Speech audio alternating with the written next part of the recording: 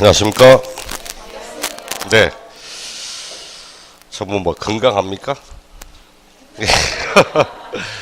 제 같은 경우는 지난주 수요일 날, 수요일 맞나? 지지난주인가?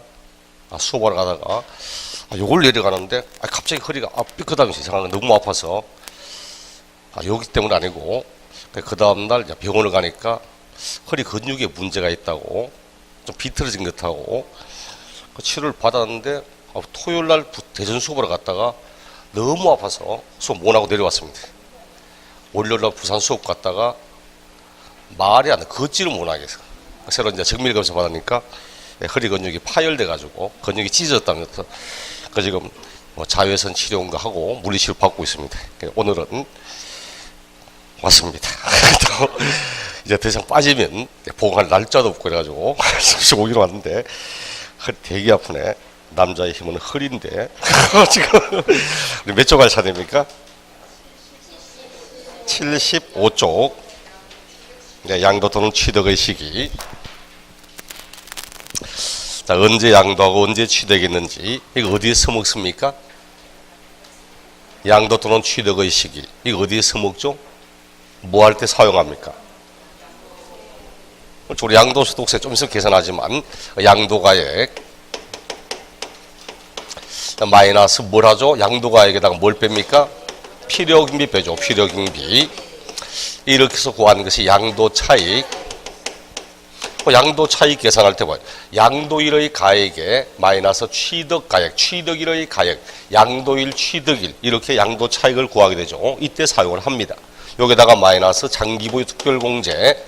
장기보유 공제 몇 년 이상 보유해야 되죠?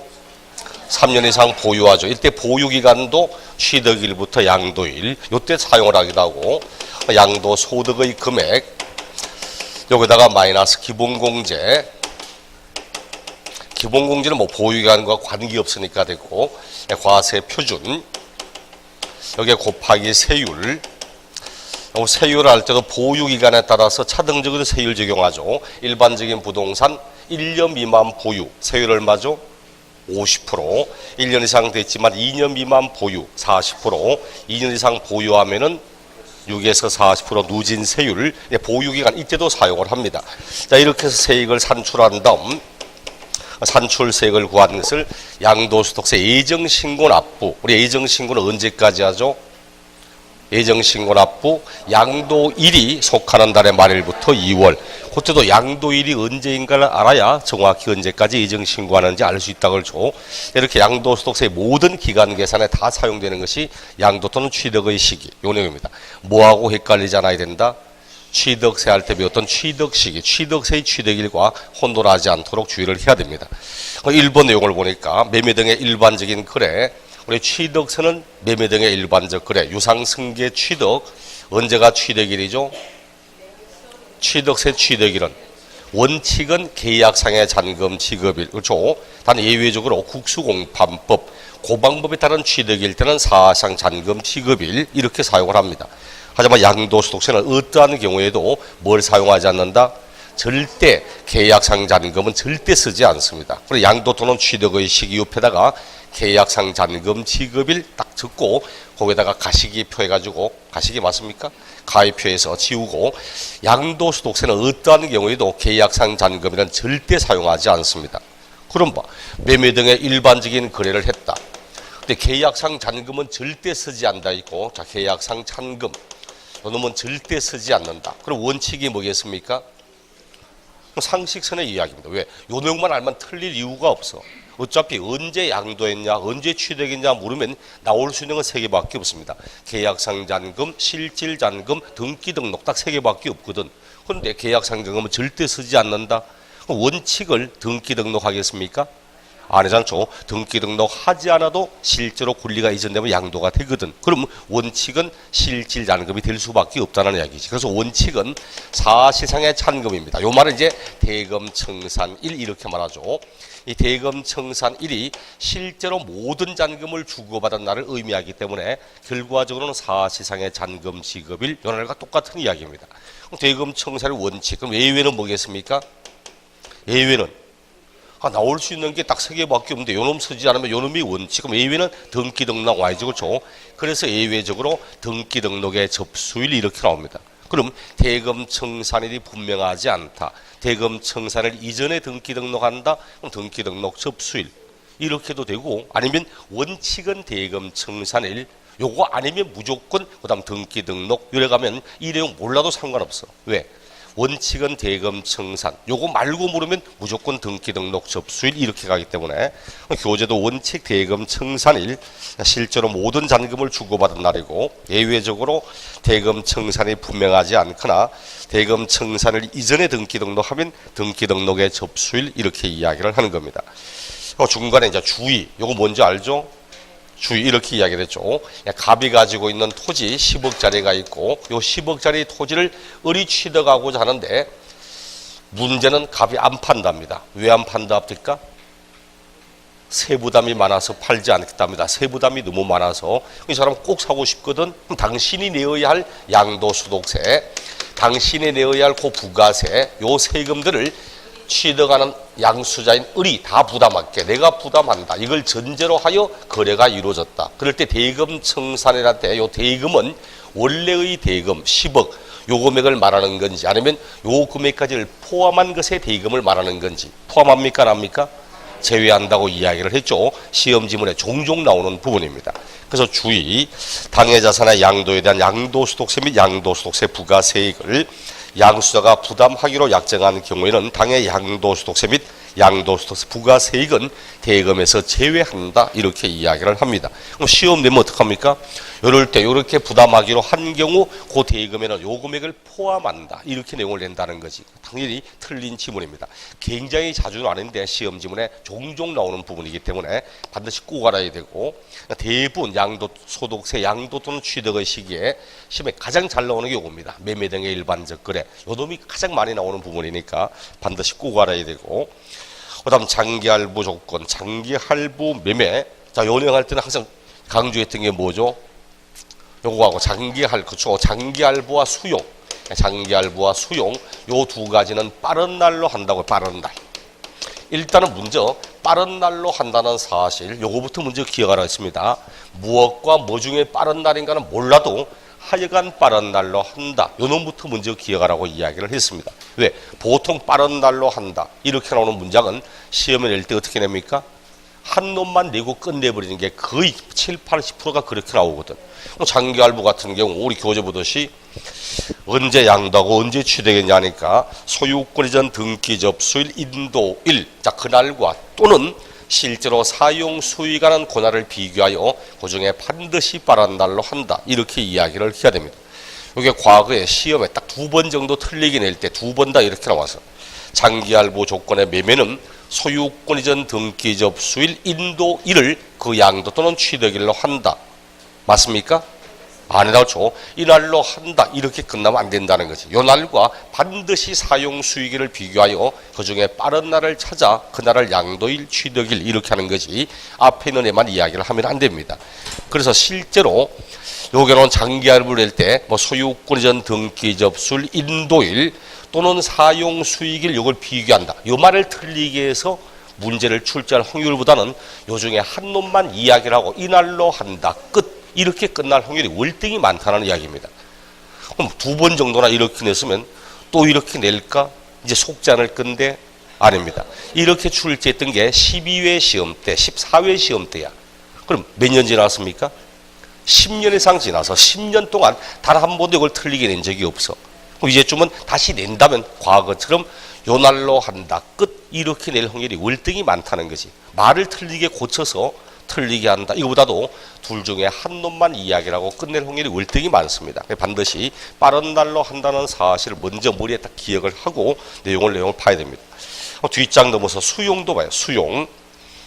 대금 청산일, 수용 개시일 또는 이전 등기 접수일 중 빠른 날 이렇게 이야기를 하죠. 실제로 대금을 청산한 날, 대금 청산을 이것도 이야기했어요. 수업 중에 우리 수용에 관한 것이 원래 이제 법이 없던 내용이어서 이게 2015년도에 처음 신설되었습니다. 그럼 그 전까지는 수용이 되어도 매매와 똑같이 어떻게 하냐니까 대금 청산일, 대금청산을 이전에 등기 등록한다면 등기 등록 접수일 빠른 날로 한다 이렇게 말했거든. 근데 결과적으로 이러다 보니까 무슨 문제 생깁니까? 대금청산 안 된다고 했죠. 수용은 되는데 보상 금액이 자기가 생각하는 금액보다 월등히 너무 적게 나온 거야. 나 수용 보상 못 받겠다고 이렇게 나가면 대금청산이 안 됩니다. 거기에다가 등기 됩니까? 대금이 청산 안 됐는데 무슨 등기가 마음대로 들어갑니까? 이러다 보니까 차일피일 길이 계속 미뤄지고 있기 때문에 그래서 나온 것이 여기에 뭐 나온다? 수용 개시일 딱 집어넣어서 요중에 빠른 날로 한다 이렇게 이야기를 합니다. 얘도 말 자체를 뭐 틀리게 할 확률도 있지만 일단 빠른 날로 한다는 사실을 먼저 기억을 하고 그 다음 기본적으로 실질 대금 청산 이전 등기 사용 수익 가운데 빠른 날로 한다. 뭐 대금 청산일 그중에 빠른 날 이렇게 말하면 됩니다. 근데 그 밑에 보니까 참고 단 소유권에 관한 소송으로 보상 금액이 공탁됐다면 소유권 관련 소송 판결 확정일로 한다. 작년에 신설됐다고 이야기를 하죠. 소유권은 이제 소송 들어갑니다. 난 도저히 이 금액 받고 못 받겠다니까 소유권 이전하라고 소송 들어가면서 공탁 걸잖아요. 돈을 공탁시켜 놓으니까 그렇게 공탁했다고 해서 모든 대금이 다 청산됩니까? 아니죠. 공탁이 되었다 해도 이럴 경우 판결 확정이 되어야만 그럴 때 이전되었다 이렇게 이야기를 합니다. 혹시나 뭐 작년에 신설된 거니까 참고적으로 한번 보시도록 하고 그 다음 자기가 건설한 건축물 요거 비교합시다. 자기가 건축한 건축물 취득세는 어떻게 했죠? 취득세는 어떻게 했습니까? 취득세는 빠른 날로 합니다. 빠른 날 사용 승인서를 내주는 날과 그리고 사시상의 사용일 가운데 빠른 날 형식과 실질 가운데 빠른 날 이렇게 이야기를 했습니다. 형식과 실질 가운데 빠른 날이라고. 근데 이렇게 했는데 양도소득세는 요중에 빠른 날 이래 말하지 않습니다. 원칙은 형식이다. 원칙은 형식이고 예외적으로 실질 이렇게 이야기를 합니다. 그 내용 자체가 틀려요. 따지면 양도소득세는 원칙이 사용승인서 교부일 즉 사용승인서를 내주는 날입니다. 교부한다는 말이 내주는 거니까 원칙은 사용승인서를 내주는 날. 단 예외적으로 사용승인 이전에 사실상 사용하거나 했다면 사실상의 사용일. 차이점이 있죠. 예는 봐요. 시험에 취득세 문제 나오면서 자기가 건축한 건축물은 사용승인서를 내주는 날을 취득일로 한다. OX. 틀렸다 그렇죠. 반드시 이날과 이날을 비교하여 빠른 날로 해야 되거든. 근데 양도소득세 문제 나오면서 사용승인서를 내주는 날을 양도 취득일로 한다. OX. 맞는 지문입니다. 왜? 얘가 원칙이거든. 얘가 원칙이야. 예외를 말하지 않아도 원칙을 말해도 상관없거든. 그래서 요 차이점이 취득세는 요 날로 한다. 끝. 이래하면 틀린 지문이지만 양도소득세는 사용승인서 교부일을 취득일로 한다. 끝. 이렇게 끝나도 맞는 지문이라는 뜻입니다.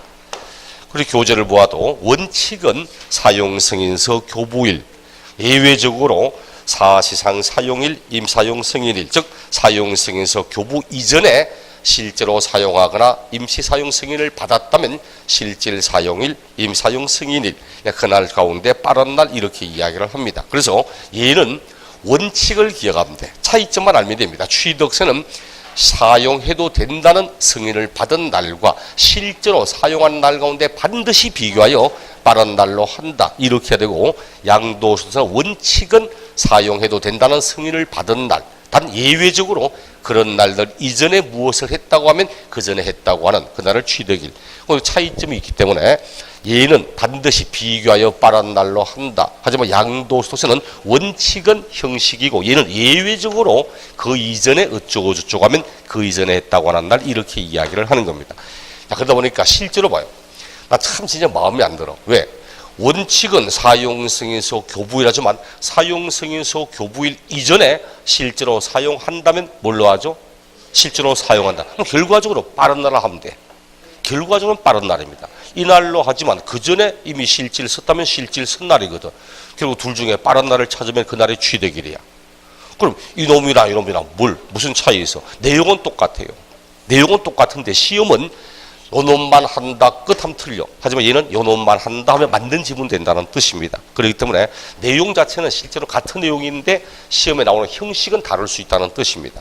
그런 차이점 좀 보고, 그 다음 허가 받지 않은 건축물, 자 허가 안 받은 건 사용 승인, 사용 검사, 준공 검사 이런 거 나옵니까? 안 나오잖아요. 그렇다면 허가 받지 않은 것은 실제로 사용하는 날 그날이 될 수밖에 없습니다. 그럼 상속과 증여, 우리 상속은 신경 쓸 필요가 없죠. 상속은 어떤 조세를 하든 모두 뭐다? 상속 개시일, 그렇죠. 상속 개시일. 대신 증여는 차이점이 있죠. 우리 증여는 취득세는 뭘로 했습니까? 계약일을 취득일로 하죠. 계약일. 하지만 양도소득세는 증여받은 날.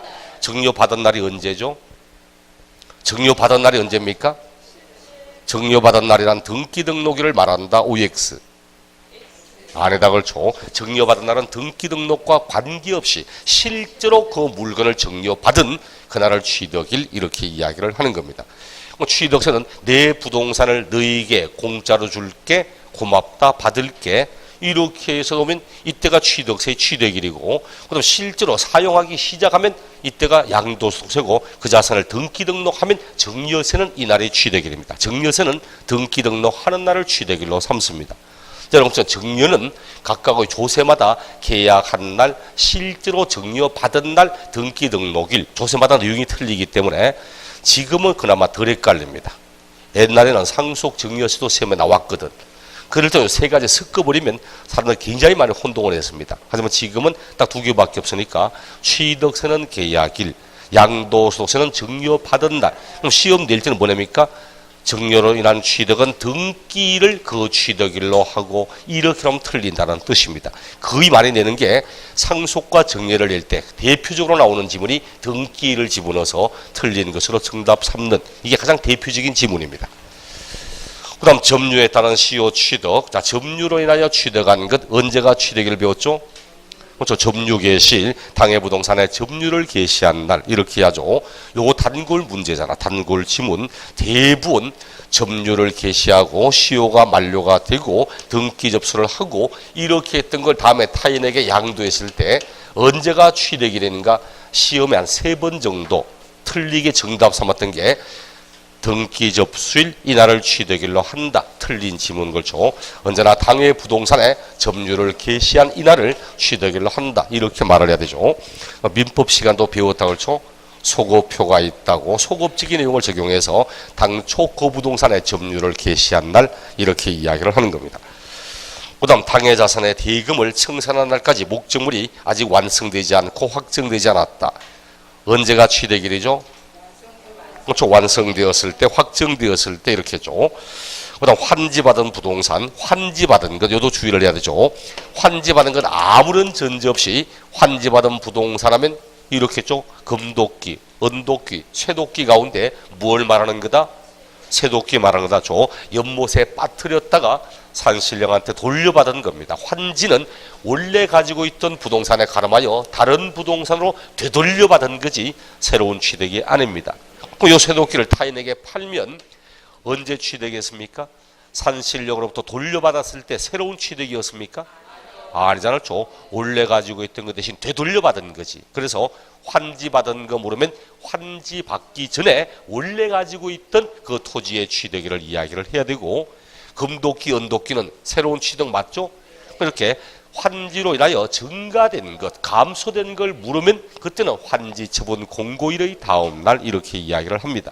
그럼 시험에 낼 때 어떻게 내요? 틀리게 할 때 환지받은 부동산은 환지 처분 공고일의 그 다음 날을 양도 또는 취득일로 한다. 이렇게 하면 따라가는 건 생각보다 굉장히 많더라는 거지.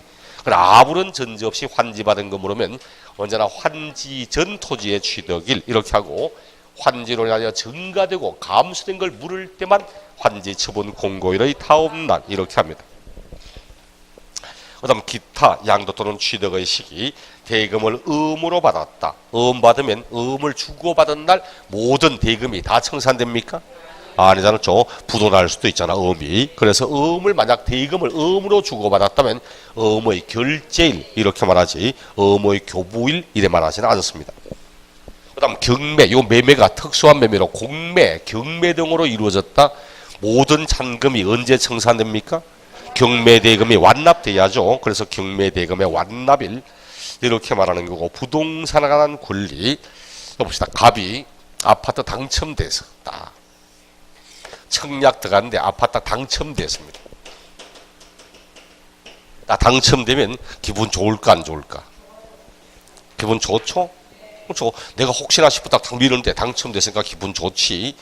며칠 딱 그리고 당첨됐다고 좋다고 하다 보니까 그 다음날 보니까 미달 사태 뭐 버릇하는 어쨌든 옛날에 그랬습니다. 옛날에 진짜 한참 때는 노태우 시대 때 그럴 때 이제 당첨할 때 워낙 청약자가 워낙 많아서 청약은 이제 당첨자를 뽑는데 어디서 했냐니까 잠실 체육관에서 했습니다. 실제로 잠실 체육관에 몇만 명이 앉아가지고 중간에 이제 운동장 중간 추첨하는 거예요. 4,830만 원가 벌써 주기 누가 입에 거품 물고 무슨 왜 자기 번호가 4,300 몇 번 시작하거든. 실제로 그런 일이 있었습니다. 2번 딱 하니까 자기 맞거든. 안 나와요. 기절해서 실제로 있었던 일입니다. 그 양반 기절해버렸어. 분명히 자기 번호인데 아무리 불도 안 나오니까 없는 걸로 하고 다시 다른 사람. 그게 실제 신문기사 나왔습니다. 그 양반이 내 맞는데 내가 당첨됐는데 왜 하니까 안 나왔기 때문에 취소됐다고. 그 양반이 그런 게 어딨냐고 현장에 있었는데 왜 안 나오냐니까 기절한 거야. 그 신문에 기사 난 적이 있습니다. 지지리 복도. 그렇죠. 로또 복권 당첨됐는데 딱 당첨되자마자 1등 되니까 너무 좋아했다가 뭐 심장마비로 가뿐다든지 이런 식의 그렇죠. 너무 좋아서 갑자기 심장마비 되면서 당첨됐습니다. 당첨되면 무조건 청약 들어가야 됩니까? 계약해야 됩니까? 아니죠. 당첨됐는데 뭐 남들은 25층 아파트에 뭐 23층, 24층 됐는데 지는 1층 당첨됐다는 동. 남들은 다 남양 쪽으로 보는 아파트 당첨됐는데 지는 동양 보고 있는 아파트 당첨됐다는 동. 여러 가지 문제가 있겠잖아요. 그래서 다 청약 들어간다고 반드시 당첨됐다고 반드시 계약하는 거 아닙니다. 하지만 일단 그 계약을 해서 딱 계약을 하고 그리고는 1차 중도금, 2차 중도금 쭉 넣다가 요 당첨권을 갑이 자신의 당첨권을 타인에게 팔았습니다. 을에게 팔았어. 자, 그럼 요때 요 당첨권의 을의 취득일은 언제입니까? 다음에 요 사람이 타인에게 팔면 요거 부동산을 취득할 수 있는 권리를 줘. 부동산을 취득할 수 있는 권리잖아. 이걸 타인에게 팔면 이 사람도 양도 내야 되거든. 그럼 양도일의 가액에 마이너스 취득일의 가액. 요 사람 언제 취득했습니까? 내 그럴 줄 알아서.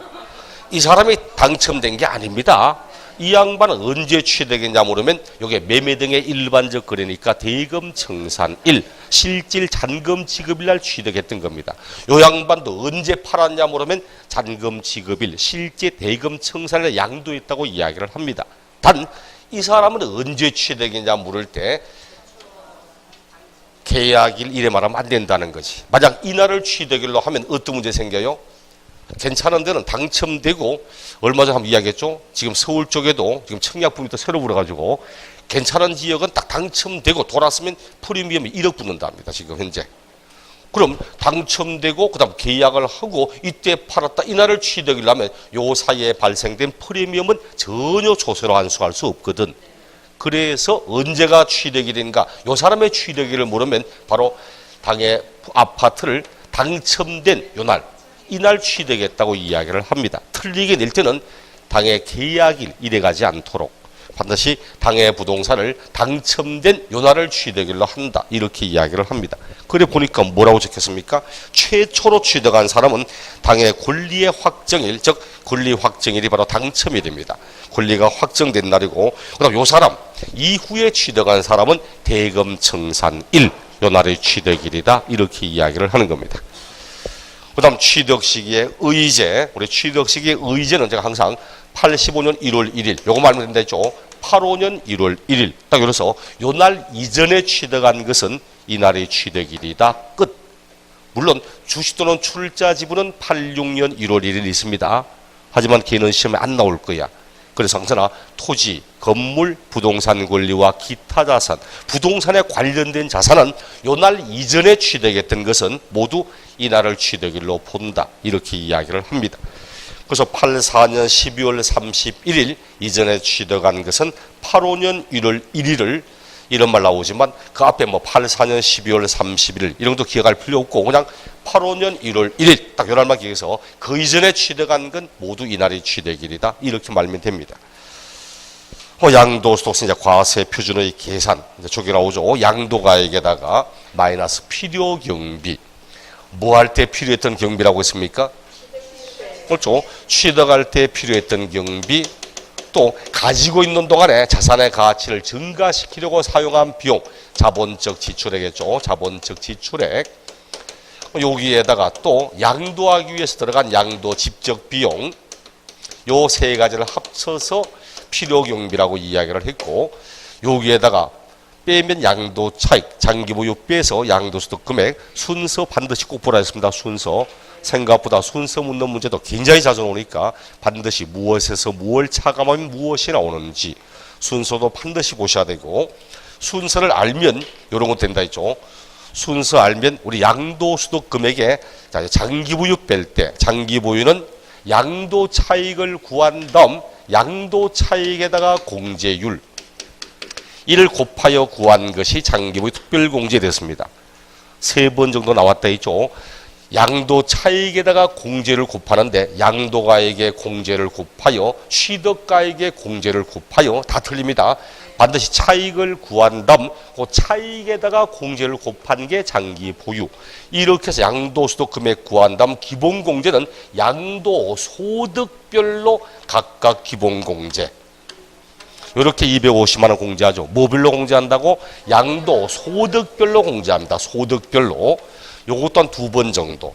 양도자별로 공제한다는 등 아니면 양도 자산별로 공제한다는 등 다 틀린 지문입니다. 반드시 양도소득 금액을 구한 다음 기본공제는 그 양도소득을 3가지로 나누어서 소득별로 공제한다. 이렇게 이야기를 하는 겁니다.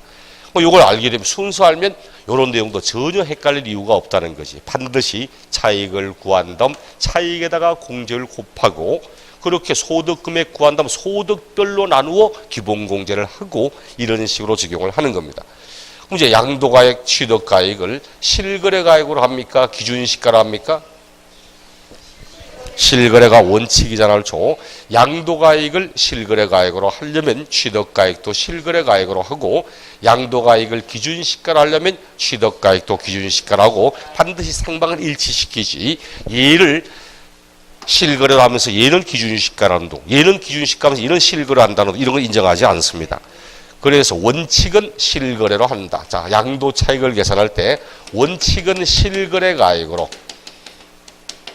자, 실질거래가액으로 하지만 예외적으로 우리 실거래가액이 확인되지 않고 실거래가액을 인정할 수가 없고 미확인, 불인정 이렇게 하면 어떻게 한다 했죠? 실질거래가액이 확인되지 않고 실질거래가액을 인정할 수가 없다. 그럼 뭘로 해야 되죠? 추계한다고 했죠. 추계합니다. 추계 결정합니다. 추계 결정가액으로 하는 겁니다. 저는 변호사가 얼마를 벌고 얼마를 받는지 전혀 몰랐습니다. 근데 얼마 전에 아는 분이 이제 사건이 하나 생겨가지고 아는 변호사 있냐고 그런 이제 친구를 소개해줘서 하니까 얼마냐고 내가 물어보니까 평균적으로 최저 500만 원을 받는답니다. 근데 큰 사건도 아니거든. 단순히 말다툼 생겼다가 서로가 주먹 한 대 치고 박았는데 검찰에서 오라니까 이 겁이 나니까 최저 500달러입니다. 그 이런 것도 직장 다니니까 네. 옛날에는 기본적으로 최대 300 받았는데 지금 기본 베이스가 500이랍니다. 근데 검찰 출신한테 검찰 이제 지검장 하다가 나온 분한테 이것도 이제 지금 현재 뭐 부장 판사하고 있는 친구한테 소개받아가지고 이 사람이 그래도 현재 검찰에 있다가 나온 지 얼마 안 되니까 정관에 의원이지 않느냐. 이제 소개를 통해서 제가 여기는 얼마냐 보니까 착수금으로 2천만 원 달랍니다. 착수금으로. 올 2천만 원 아니고 착수금으로 2천하고 끝나면 성공 보수에 대한 내용을 이야기하더라고. 그 이놈이 친구놈이 대했답니다. 차라리 내가 들어가서 형을 찌르면 내가 살게 그냥 들어가서 차라리 한 3천만 원 내가 살고나 없기를 이야기하더라고. 근데 결국은 이제 검찰에 이제 뭐 그거 친구 변호사 안 쓰고 지가 가서 그냥 지 혼자 나 잘못한 거 없다고 하고 끝났는데 사건 잘 끝났어. 유야무야하게 끝나버렸는데 술 한잔 사람입니다. 와 자기 나도 그래. 지도 변호사가 그만큼 돈 받는지 몰랐답니다. 착수금으로 2천만 원 달라 하니까 와, 끝나면 얼마 더 줘야 돼? 뭐 성공 보수하면 또 뭐 한 1, 2천만 더 줘야 되면은 3, 4천만 원. 야, 공부 좀 더 할 걸. 공부 좀 더 해가지고 변호사 할 걸. 이래 벌 줄 알았으면 할 건데 시간 땀 흘리면서 이거 안 해도 되는데 지금 다 미확인 불인정되면 추계 결정한다고 했죠. 올해 추계 결정의 순서 기억나죠? 반드시 꼭 기억해야 되는 내용. 취득가액이 확인되지 않는다. 자, 취득가액이 미확인되고 또는 양도가액이 확인되지 않고 양도가액 미확인 이렇게 되었을 때 이 순서 뭘로 합니까? 매감 환기. 그렇죠. 매감 환기의 순서로 얘는 좀 매감기의 순서로 매감기의 순서로 하는 거죠. 매감 뭐더라? 그렇죠. 매매 사례가. 그렇죠. 매매 사례가. 매가 뭐더라 묻는데 아무 대답 못하면 매를 버는 겁니다. 자, 매매 사례가를 적용하고 그 다음 매매 사례가 나오자면 감정가액을 적용하고 감정가도 나오지 않으면 환산가를 적용하고 환산가액을 이도 나오지 않으면 또는 기준시가 매감 환기 반드시 요 순서에 따라서 사용을 해야 된다고. 얘는 매매 사례가 감정가 그리고 기준시가 쓰지 환산가는 쓰지 않는다고 그러죠. 우리 아마 작년인가 저작년 시험에 취득가액이 확인되지 않는 경우에 추계 결정할 때 환산가는 적용되지 아니한다. 틀린 지문입니다. 양도가액이 확인되지 않을 때 환산가액을 적용하지 않지 취득가액이 확인되지 않을 때는 매감 환기 양도가액이 확인 안 되면 매감기 이렇게 사용을 합니다. 78쪽을 보아도 우리 78쪽에 양도가액과 취득가액 원칙은 실거래가액이지만 예외적으로 실거래가액이 확인되지 않고 인정되지 않으면 추계 결정한다. 그럴 때 추계 결정의 순서는 반드시 요 순서대로 순차적으로 하되 취득가액이 확인되지 않으면 매감 환기 양도가액이 확인되지 않으면 매감기 이렇게 사용을 합니다. 그럼 요 금액이죠. 양도가액과 취득가액을 요 부분을 자 이제 실거래가액을 적고 요 놈을 취득가액이 확인되지 않아서 얘를 추계 결정을 했다. 얘를 추계 결정으로 하면 자 매매 사례가라 하든 뭐 감정가라 하든 환산가라든 기준시가라든 취득가액을 추계 결정으로 하면 자본적 지출액과 양도비는 실제로 사용한 비용을 그대로 적습니까? 아니잖아요. 실거래가액을 그대로 사용한다면 얘도 실제로 지출한 비용을 적지만 취득가액을 추계 결정 매감 환기라면 얘는 반드시 뭘로 한다? 필요경비 계산공제로 죠. 필요경비 계산공제 필요경비를 계략적으로 산출해서 공제한다고. 왜? 얘도 매감기는 실거래가액으로 인정한다고 하는 거지 실제로 지출된 비용은 아니거든. 그래서 얘를 추계 결정을 하면 얘도 실제로 지출된 비용을 하지 않고 필요경비 계산공제의 방식을 통해서 이렇게 사용을 해야 됩니다. 요거 알죠? 얼마가 공제되라 얘? 얘 얼마가 공제됩니까? 그렇죠. 취득 당시의 기준시가, 취득 당시 기준시가 요 금액에 곱하기 몇 프로? 3%. 미등기는 얼마? 미등기는 0.3%. 요거만 알면 됩니다. 우리 제가 하면 필요경비 계산공제 토지, 건물 등등등 있고 또 지상권, 전세권, 등기된 임차권, 그 다음 기타 산 등등 있지만 얘는 시험에 안 냅니다. 언제나 부동산, 토지와 건물처럼 부동산에 대한 필요경비 계산공제는 취득할 당시의 기준시가의 3%만 하고 미등기는 0.3% 이렇게 이야기를 합니다. 얘도 13회 시험을 끝으로 단 한 번도 나온 적이 없어. 근데 작년 시험에 처음으로 다시 13회 이후로 처음으로 한 15년 만에 등장을 했습니다. 14, 15년 만에 딱 지문 하나 나와서 이럴 때 취득가액을 추계 결정으로 하는 경우 등기된 토지라면 취득 당시 기준시가의 3%를 필요경비로 공제한다. 오케이, 맞는 지문. 이런 식이니까 나올 수 있는 건 오직 이거밖에 없습니다. 우리 뒤에 가면 새로 한 번 더 고지문 나오니까 그때 새로 한 번 더 보겠습니다. 뒤에 가서 보면 됩니다. 미리 볼 건 없고. 그럼 이제 취득가액을 실거래가액으로 하는 경우, 자, 취득가액을 실거래가액으로 한다면 실제로 양도가액은 실제로 주고받은 금액을 하면 되고, 그리고 양도가액을 실거래로 한다면 취득가액, 자본적 지출액, 양도비도 실거래가액으로 한다. 그럼 요 금액에 이제 새로 나온다죠. 여기에 포함되는 게 있고 포함하지 않아도 될 게 있다. 포함되는 것과 포함되지 않는 것. 뭘 기억하라 했습니까? 포함되지 않는 거 기억하라 했죠. 거의 시험에는 빤에 지문 탁 넣으면 포함되는데 포함되지 않는다고 하거나 포함 안 되는데 된다고 하거나 딱 그런 것밖에 없습니다.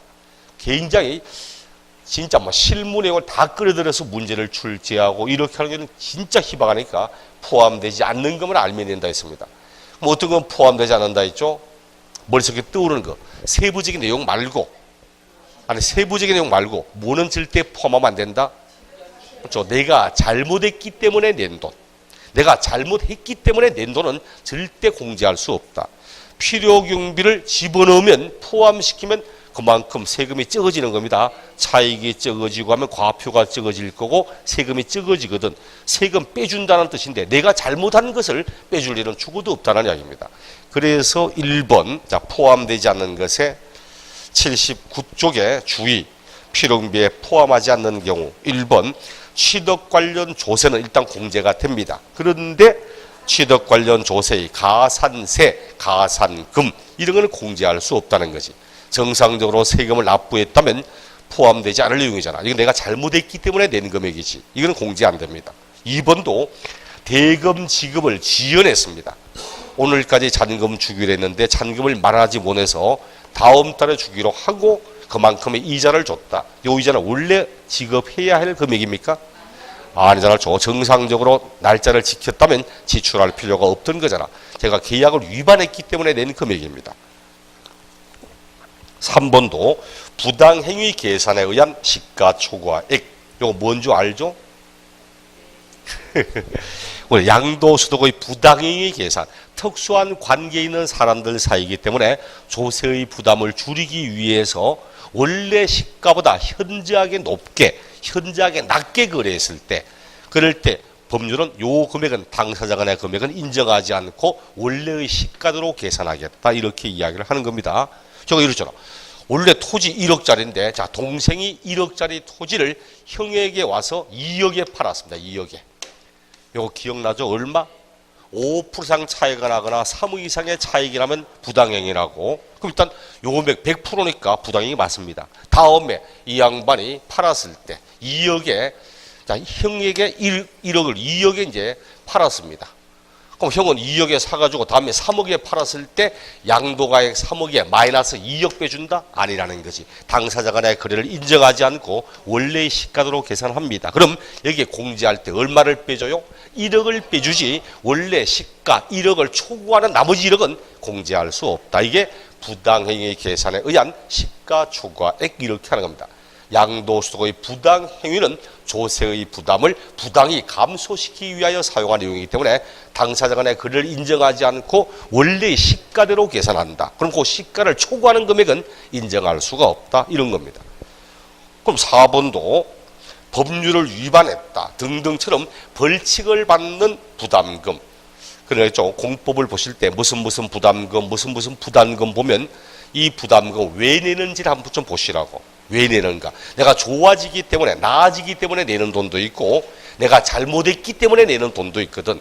이런 부담금 가운데 내가 잘못하였기 때문에 법률을 위반하거나 사회적인 질서를 무너뜨리거나 등등 잘못된 행위를 통한 부담금은 절대 공제받을 수가 없습니다.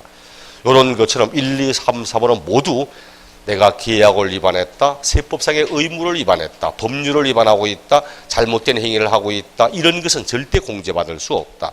그 다음 5번은 요거 자본적 지출액은 공제가 되지만 수익적 지출액은 공제받을 수 없다. 그 다음 6번은 취득 관련 세금은 공제받을 수 있지만 보유 관련 세금은 공제받을 수 없다. 그럼 7번은 양도 비용 가운데 양도하기 위해서 직접적으로 들어간 비용이 공제가 되는 거지 양도 간접비는 공제받을 수 없다. 양도비에는 어떤 게 있습니까? 양도비에 우리 왼쪽 페이지 제일 밑에 양도에 들어가기엔 직접 지출한 비용, 79쪽 오른편에 제일 위에 계약서 작성 비용, 공정 비용, 인지대, 중개 수수료, 양도소득 과세 표준, 신고서 작성 비용 이런 것들을 의미하는 거다 그렇죠. 요지문 한번 읽어보는 거는 요지문들이 각각 개별적으로 한 번씩 지문에 툭툭 던져 나오기 때문에 물론 뭐 몰라도 문제 푸는 데는 아무 지장 없지만 근데 혹시나 싶어서 하는 거니까 한번 보시도록 하고, 그 다음 실제로 실제로 지출된 비용을 공제하는 거지 지출되지 않은 비용을 공제받을 수는 없다 그렇죠. 그러므로 할인받은 금액, 이렇게 우리 취득 살 때도 10억짜리 토지를 거래하면서 내가 오늘 대금을 일시불로 10억을 다 줄 테니까 100만 원만 빼달라고 100만 원 할인받았습니다. 그럼 실제로 지출한 비용 얼마죠? 10억입니까? 아니잖아요. 그래서 할인받았다면 할인된 금액을 가지고 하지 할인받은 금액은 포함하면 안 된다는 이야기고, 취득 관련 세금을 공제할 때, 자, 취득가에게는 취득 관련 조세가 공제되거든. 근데 취득세가 원래 1천만 원인데, 취득세가 1천만 원인데, 감면받아서 50% 감면받아가지고 500만 원 납부했습니다. 그럼 다음에 취득 관련 세금, 취득세 공제할 때 1천만 원 공제합니까? 아잖아. 실제로 지출된 비용 하는 거지. 그래서 감면받은 금액은 공제할 수가 없고, 할인된 금액, 감면받은 그 내용 가지고 하는 것이. 그 다음 9번은 뭔지 아시죠? 이중공제잖아. 이중공제. 분명히 여기에 포함된다 했습니다. 제가 이런 이야기 했죠. 처음에 건물, 자, 요 건물에 엘리베이터 없는 건물에 엘리베이터 설치했습니다. 자, 엘리베이터 가설 비용은 필요경비에 포함된다, 안 된다? 된다고 줘. 자본적 지출이잖아. 이 건물의 가치를 증가시키기 위해 들어간 자본적 지출에 포함됩니다. 문제는 요 엘리베이터 설치 비용, 자본적 지출, 요 비용을 반드시 이 건물 팔 때 공제해야 됩니까? 아니잖아요. 내가 이 건물을 타인에게 임대하여 원래 이만큼의 임대를 통한 사업 소득이 발생되었다. 종합소득세 계산할 때. 근데 이만큼 소득을 벌기 위해서 내가 원래 지출한 비용에는 이런 비용이 있다. 여기다가 경비로 빼도 되거든. 그럼 이미 취득할 때 가지고 있는 동안에 경비로 빼놓고는 다음에 팔 때 또 빼면 이중공제가 되잖아. 그래서 시험에 이렇게 쭉 나옵니다. 시험에 취득할 때 또는 보유한 기간 중에 이미 양도소득이 아닌 다른 소득의 금액 계산에 필요경비에 산입됐다고 말하면 얘는 절대 양도할 때는 또 공제할 수 없습니다. 이중공제가 되기 때문에. 그럼 이게 취득한 연도 또는 보유기간 중에 다른 소득 금액을 계산할 때 필요경비로 산입된 것은 공제할 수 없다. 이중공제가 난 부분입니다. 10번은 혹시나 싶어서 부동산 취득할 때 대출받았던 융자금의 이자, 이거는 포함되지 않습니다. 이게 원래는 법에 없는 말인데 이게 실무인데 과거에 시험에 딱 요즘은 나왔었거든. 그래서 혹시나 싶어서 한번 나온 거 또 나올 수 있거든. 그러니까 이런 지문까지. 근데 보통은 뭐 실무적인 내용, 법이 없는 내용은 잘 끌고 오지 않는데 한번 우연히 냈던 것 같아. 그러니까 1번부터 9번까지 특히 그 내용들을 보시면 됩니다. 아마 작년 시험에도 요거 나왔어. 방금 했던 이미 필요경비로 산입됐던 요 놈도 포함된다고 해서 틀린 것으로 정답, 이렇게 삼았던 겁니다. 그러니까 아마 포함되지 않는 얘들만 정확히 알면 문제 푸는 데는 아무 지장 없을 거니까 요 정도 알면 됩니다. 그 다음 이제 실거래 가액이 확인되지 않아서 어쩔 수 없이 기준시가를 한다면 기준시가가 무엇인가 하는 거죠. 토지는 뭐예요? 토지의 시가 표준액 뭘로 하죠? 토지의 시가 표준액 개별 공시지가 그렇죠. 주택의 시가 표준액 뭘로 합니까? 개별 주택 가격, 공동주택 가격. 자, 공부하는 이유는 기본적으로 토지와 주택에 대해서는 지방세의 시가 표준액을 하든 국세의 기준시가를 하든 모두 공통적으로 원칙은 동일합니다. 그러므로 토지를 물을 때 원칙은 개별 공시지가, 요 금액이 시가 표준액이면서, 자, 시가 표준액이면서 동시에 국세의 기준시가입니다. 이 금액이 동시에 종합부동산세의 공시가격이잖아. 공시가격 합산액 얼마 할 때 그 공시가격이 이 금액입니다. 여러분이 취득세나 재산세 할 때 시가 표준액을 물어도 토지를 물으면 개별 공시지가, 국세의 기준시가를 물어도 개별 공시가 이렇게 이야기를 하면 됩니다. 단 예외적으로 지정지역 안의 토지, 자 지정지역 안에 있는 요 토지에 대한 기준시가, 이제부터는 얘는 시가 표준액과 상관없고 기준시가입니다. 지정지역 안에 있는 토지에 대한 기준시가 뭘로 한다고 되어 있습니까? 그 밑에 개별 공시가를 그대로 사용하지 않고 국세청장이 정한 배율을 곱하여 사용한다고, 개별 공시가의 배율을 곱하여서 곱하기 배율 1에 사용한다는 거지. 본인이 만약 출제위원이다, 문제를 내고 싶다, 어떻게 합니까? 문제 내고 싶다, 어떻게 해요? 어떻게 하면 틀리게 냅니까? 얘들이 있죠. 문제 낼 때 예외를 꼭 원칙처럼 냅니다. 이렇게 내. 시가 표준액을 묻든 기준시가 묻든 토지의 시가 표준액은 또는 토지의 기준시가는 개별 공시지가의 배율을 곱하여 구한 금액으로 한다. 끝. 틀리지. 지정지역 안에 토지에 대해서만 이렇게 하는 거지, 아무런 전제 없이 물으면 원칙은 개별 공시지가 이렇게 이야기를 합니다. 여기 우리 15회 시험 때 취득세 물으면서 토지의 시가 표준액은 예로 한다, 틀렸다, 이런 질문 나옵니다. 실제로 얘도 그래. 기준시가 물으면서 토지의 기준시가는 이 금액으로 한다, 이것도 나왔습니다. 틀려. 아무런 말 없이 물으면 개별 공시가라고 하고, 지정지역 안에 토지의 기준시가를 물으면 그때서야 배율을 곱하고 이렇게 쓰는 겁니다. 그 다음 토주택도, 주택도 개별주택 가격, 자, 단독주택은 개별주택 가격, 공동주택은 공동주택 가격, 끝. 이 금액이 동시에 시가 표준액이면서 이 금액이 동시에 기준시가입니다. 이게 기준시가야. 그래서 실제로 요거 봐요. 예외적인 지정지역 안의 토지의 기준시가, 딱 요 말 빼고는 토지나 주택은 시가 표준액을 묻든 기준시가를 묻든 내용이 동일하다는 뜻입니다. 단, 그 밑에 보듯이 만약 이 개별 공시지가나 개별 주택 가격, 공동주택 가격이 없거나 알 수 없다, 그럼 어떻게 한답니까? 거기에 주의, 개별 공시가, 개별 주택 가격 등이 없거나 알 수 없다면 납세지 관할 세무서장이 평가한 금액을 기준시가를 한다. 중간에 뭘 참작하는가 전혀 신경 쓸 필요 없고, 누가 정하는 금액을 한다고? 납세지 관할 세무서장이 정한 금액, 이렇게 하죠. 요게 11회 시험 때 개별 공시가 등이 없거나 알 수 없는 때에도 납세지를 관할하는 세무서장이 정한 금액으로는 할 수 없다. 틀린 지문 나와서. 그리고는 전국에 있는 세무서장들이 엄청난 반발을 했는지 그 다음 연도에 또 돌아서서 세무서장이 정한 금액으로 할 수 있다. 오케이. 뭐 그렇게 무마시킨 적도 있습니다. 이렇게 개별 공시가 등이 없거나 알 수 없다면 납세지를 관할하는 세무서장이 정한 이 금액을 하는데, 뭘 참작한답니까? 인근 유사 토지의 개별 공시가 등을 참작한답니다.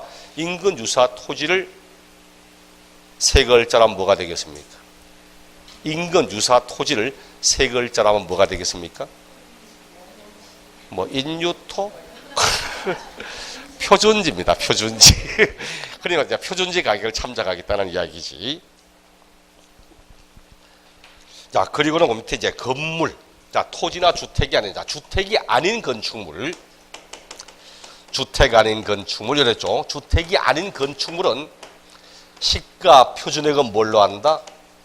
시가 표준액은 지자체장이 정하는 금액, 자, 지방자치단체의 장이 정한 금액으로 합니다. 지자체장이 정한 금액, 요 금액을 시가 표준액으로 하고, 기준시가는 교재나 원처럼 뭐 복잡하게 볼 거 없습니다. 그냥 구진시가는 국세청장이 정한 금액으로 한다는 사실, 국세청장이 정한 금액, 요 금액을 기준시가로 삼게 됩니다.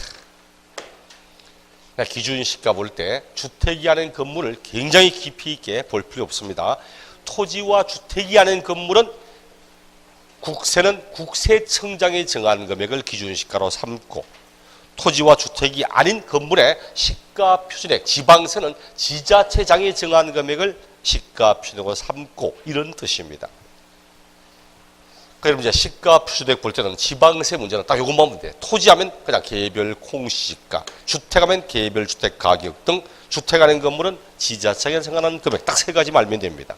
대신 이제 기준 시가는 토지의 예외도 봐야 되고 개별 공시가 등이 없거나 알 수 없다면 어떻게 해야 될까 이런 내용도 봐야 될 거고, 그 다음 뒷장 80쪽을 보니까 참고 나오죠. 참고 기타 부동산 관련 기준시가, 부동산을 취득할 수 있는 권리, 흔히 말하는 아파트 당첨권 이런 거, 당첨권, 분양권을 타인에게 팔았습니다.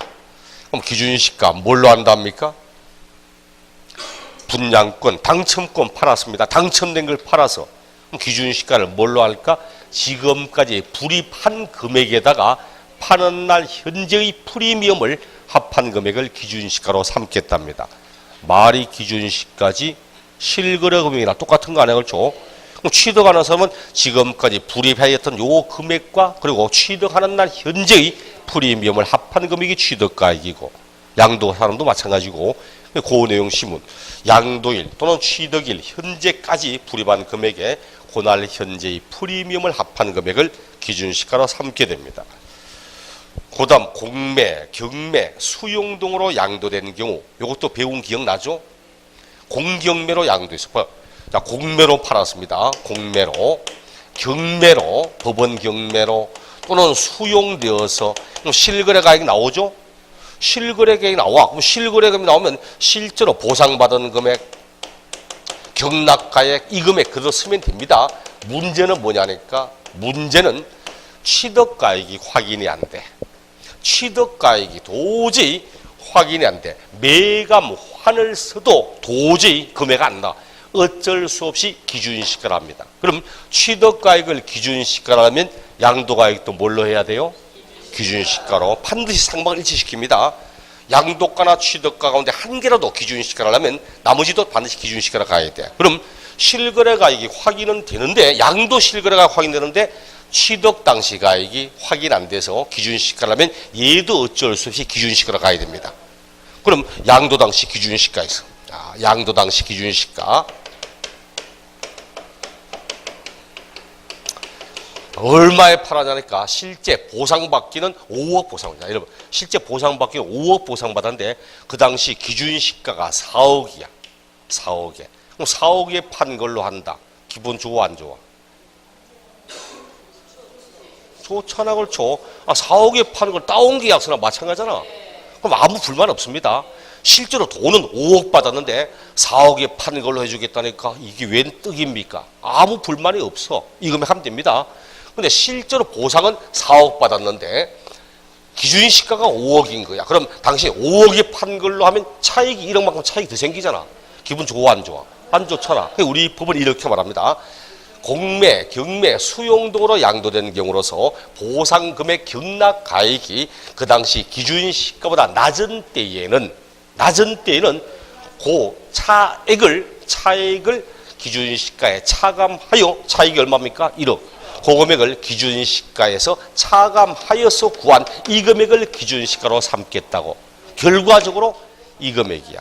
항상 시험에 수용, 공매, 경매로 인하여 양도된 것의 기준시가 물으면 반드시 요 가운데 어느 쪽 금액, 작은 쪽 금액 택하면 됩니다. 작은 쪽 금액을 택하면, 그래서 제가 거기에다가 적어놨잖아.